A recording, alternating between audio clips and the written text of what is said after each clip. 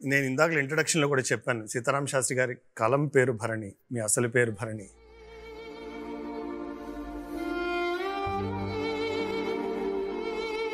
మీరు రచయిత, ఆయన కవి. మీరు మాట, ఆయన పాట. మీరు తమ్ముడు, ఆయన అన్న. ఇలా రకరకాలుగా ప్రొఫెషనల్గా, పర్సనల్గా సినిమా రంగంలో మీ అనుబంధం, మీ ప్రయాణం చాలా సుదీర్ఘమైనవి, చాలా గొప్పవి. వీటన్నిటిని, ఈ జర్నీని చూస్తే మీకు ఎలా అనిపిస్తుంది సార్? పార్థు, ముందుగా ఒక్క విషయం, ఈ సెట్లోకి ప్రవేశించినప్పుడు నాకు చాలా పరమానందం కలిగింది. ఎందుకంటే తెలుగు చలనచిత్ర చరిత్రలో చాలామంది కవులు, ముఖ్యంగా పాటల రచయితలు సంపన్నం చేసి వెళ్ళిపోయారు. చాలా తక్కువ మందినే గుర్తుపెట్టుకుంటాం మనం.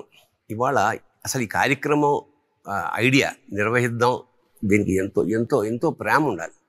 ఒక శ్రీశ్రీ, ఆత్రేయ ఇలాగ నిలిచిపోయారు కొంతమంది. ఇంకొక 100 ఏళ్ళున్నా వాళ్ళు ఉంటారు. ఈ ఈ ఈ సంకల్పం కల్పించిన ఆ పరమేశ్వరుడికి, కలిగిన రామ్ చరువుకి, దీనికి ఒక విధంగా సారథ్యం వహిస్తున్న పార్థసారథికి, ఇక్కడికి రాగానే ఈ సెట్ చూసి చాలా థ్రిల్ అయ్యాను నేను. అడిగా ఏమనంటే, ఇది త్రివిక్రమ్ శ్రీనివాస్ ఐడియా, అతనే వేయించాడు అని.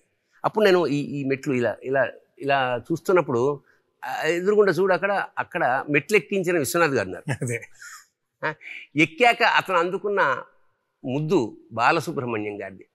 ఆ తర్వాత ఆ జీవన సాఫల్యం, ఆ దాంపత్యం, అది ఎంత చాలా పొయిటిక్గా కింద నుంచి, అలా బాగా కింద నుంచి, అది ఒక మిడిల్ క్లాస్ నుంచి చిన్న ఉద్యోగం చేసుకుంటూ కాకినాడలో, ఇది టెలిఫోను యంత్రం, దూరాన్ని తీగతో కట్టిపడేసిన సమ్మోహన మంత్రం, ప్రకృతి బంధనాలను తెంచేసిన వైజ్ఞానిక తంత్రం. అంటే ఇలాగంటే ఒక పాట, సినిమా పాటల గురించి మనం చాలా తెలుస్తూ పల్లవులు గుర్తుంటాయి. ఇది సినిమా పాట కాదు, యాక్చువల్గా అతను ఉద్యోగానికి సంబంధించిన ఒక పాట. అది కూడా నాకు ఇంత కంఠత కనీసం కొన్ని లైన్లైనా పట్టడానికి రీజన్ మా సాహచర్యం, మా అనుబంధం.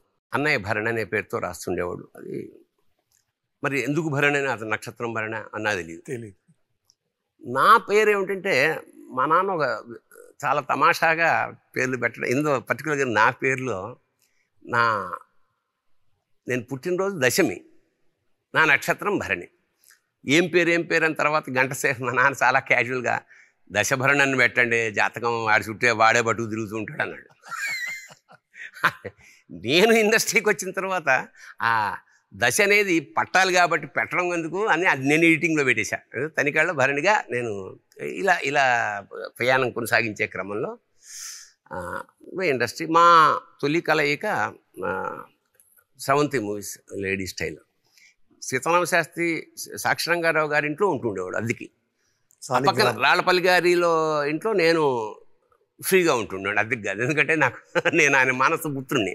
ఆ తర్వాత మా పరిచయం స్రవంతి మూవీస్ ఆఫీసు. సో ఇక్కడ మా పరిచయాలు ఏర్పడ్డప్పుడు ఫస్ట్ టైం భరణి అతను, నేను దశభరణి, నేను భరణి అనుకునేవాడు. అతను భరణి అని పిలిచేవారు కాదు, ఎందుకంటే కలం పేరే భరణి కాబట్టి పిలవడం భరణి అనేవారు, పిలవరా అతన్ని. బట్ నన్ను పిలిచేవారు. ఇది గమనించినట్టున్నాడు. సిరివెన్నెల సూపర్ హిట్ అవగానే, ఒరే ఇది నీ పేరు నా పేరు భరణే ఉంటారా, పైగా నాదేమో కలం పేరు, నీదేమో పెట్టుడు పేరు, నాకంటే నేను మార్చుకునే హక్కు నాకుంది, నువ్వు మార్చడానికి లేదు, అందుకని నేనే మార్చేసుకుంటున్నాను లేరా, నువ్వు మార్చుకోక్కర్లేదని, ఆల్రెడీ మారిపోయింది, నీకు తెలియదేమో, నువ్వు ఊరికే, నేను ఓన్లీ చుక్కను మాత్రమే, నువ్వు చుక్కలకి రారాజువి, చంద్రుడు వైపు ఏకంగా ఉండి అక్కడి నుంచి కదా వెన్నెలను గురిపిస్తుంటావు నువ్వు, అంచేత యు ఆర్ ఆల్వేస్ సుపీరియర్, అందుకే నువ్వు నాకు అన్నవన్న. బ్రహ్మాండం.